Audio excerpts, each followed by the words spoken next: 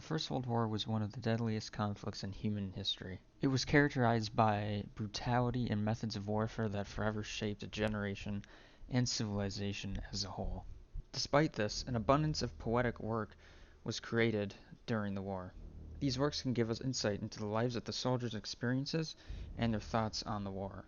We are going to be comparing war poets from two adversaries of the war, the British Empire along with the German and Austro-Hungarian Empire.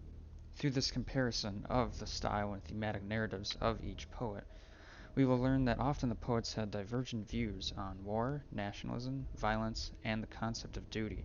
Finally, the legacy of these poets and their artistry lives on, and most are looked highly upon regardless of the side they fought for. We are first going to look at three poets from the British Empire, the first of which is Wilfred Owen. Wilfred was a second lieutenant during the war, and he was stationed mostly in France. He was killed in action in November of 1918, towards the end of the war. We're going to look at one of his most famous poems, titled Dulce et decorum est. Gas! Gas! Quick, boys! An ecstasy of fumbling, fitting the clumsy helmets just in time. But someone still was yelling out, and stumbling, and floundering, like a man in fire or lime. He plunges at me, guttering, choking, drowning. This poem was one of the most famous poems to come out of the First World War. There are a lot of very intriguing and telling lines in this poem. Fitting the helmets just in time shows a great deal of urgency and the chaos that they are all enduring. Wilfred describes this situation as an ecstasy of fumbling because of the incoming gas attacks that they were going to encounter. Finally, he describes a soldier who's plunging at him, guttering, choking, and drowning. This gives a perfect description of the effects that the gas attacks had on the soldier's body and ultimately the absolute horror of the situation. Isaac Rosenberg was a Jewish soldier who fought for the British Empire. He died in the year 1918 in battle. Here's an excerpt from one of his most well-known poems, Break of Day in the Trenches. Bonds to the whims of murder, sprawled in the bowels of the earth, the torn fields of France, what do you see in our eyes? At the shrieking iron and flame, hurled through still heavens.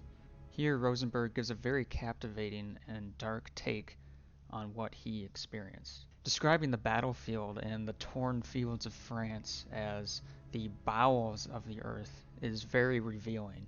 Likewise, the shrieking iron and flame describes the atmosphere, the sounds of the machines, of gunfire, and the absolute chaos in the trenches.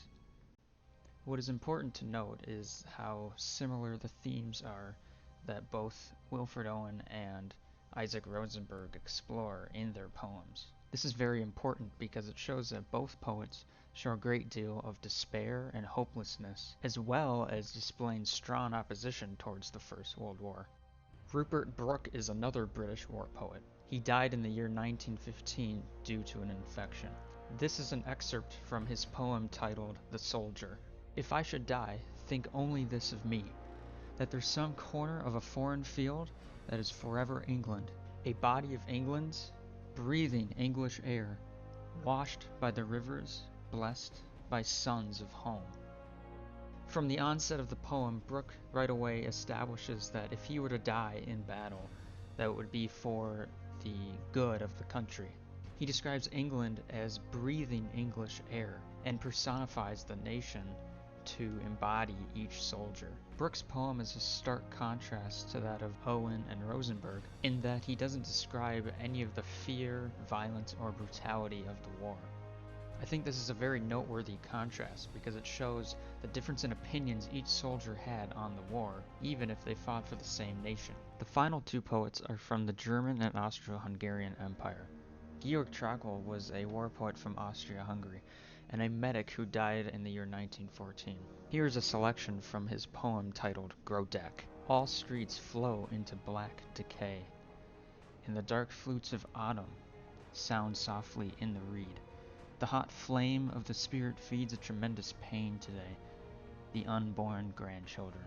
The streets of black decay and the dark flutes of autumn show the very dark imagery of the First World War. The unborn grandchildren symbolize the loss of a generation due to the war. Walter Flex fought for the German Empire. He was wounded and perished in 1917. His poem Wild Geese Rush Through the Night was a very popular poem read by soldiers to motivate them in battle. Rush on, fly on to the north.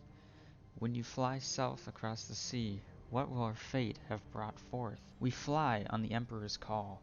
If without return we fly away, rush an amen for us in autumn. Walter Flex's poem reflects bravery and courage. To fly on the Emperor's call shows a great deal of sacrifice to the nation. The biggest takeaway from this poem is showing how important service, duty, and sacrifice were for Walter, as well as the importance of fighting in this war. Here we have Trockle and Flex having stark contrast in their themes for their poetry. This is important to note once again, because it shows despite them fighting on the same side, they both had very contrasting views on how they felt about the war.